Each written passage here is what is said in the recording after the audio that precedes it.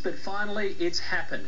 A senior Scientologist in Hollywood has admitted those stories about aliens, false gods and galactic wars are true. For decades, the Church of Scientology has denied it all. But after Brian Seymour's report last month proved otherwise, the church is now taking a different tack. No, stop that, Tommy. No, I'm not stopping here. You listen to me for a second. You're accusing members of my religion of engaging in brainwashing. No, Tommy, you stop! Brainwashing is a listen to me! You are not there!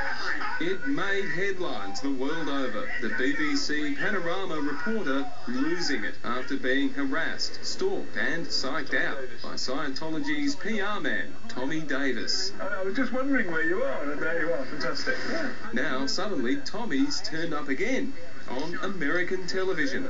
We have every right to defend our religious beliefs. We have every right to protect our materials and our scriptures and practice our religion the way that we see fit.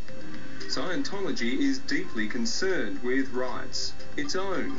It rejects anyone else's right to ask them to explain things like why they target celebrities, what they actually believe, or why does it cost so much money? There are outrageous claims out there on the internet.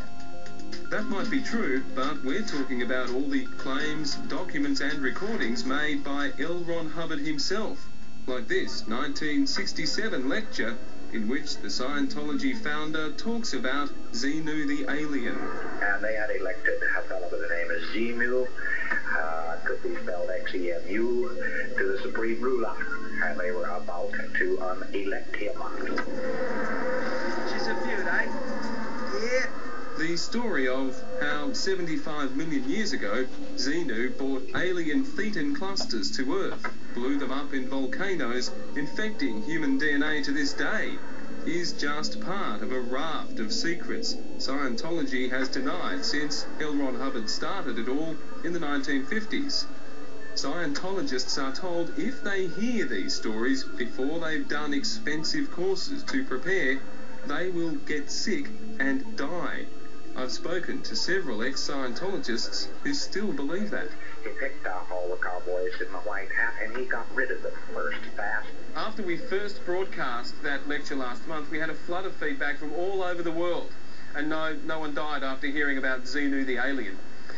Scientology maintains it's a crime to actually ask them to state what their beliefs are. What you're doing right now, and what it is that you're saying to me, is an intent to ridicule religious beliefs. That's really what we're talking about. And you're just forwarding an agenda of hate. No, it's not a crime. It's not hate, prejudice or bigotry. It's called curiosity. We simply want to know what Scientologists actually believe. Remember, it can cost hundreds of thousands of dollars to reach operating thetan level 7 like Tom Cruise or John Travolta. Is that offensive? As a result of our story, Scientology's leaders have decided it's time to stop denying it all. The head of the Galactic Confederation, 76 planets around larger stars fizzle from here. I can stop you. Okay. I know what you're talking about. Okay. I'm familiar with the material. And many, many more are now becoming familiar with this material, once kept so secret. Scientology teaches that there is no God, Jesus or Muhammad, that when we die, the God myth is implanted in us in a space station before we're sent back in a new body to live our next life.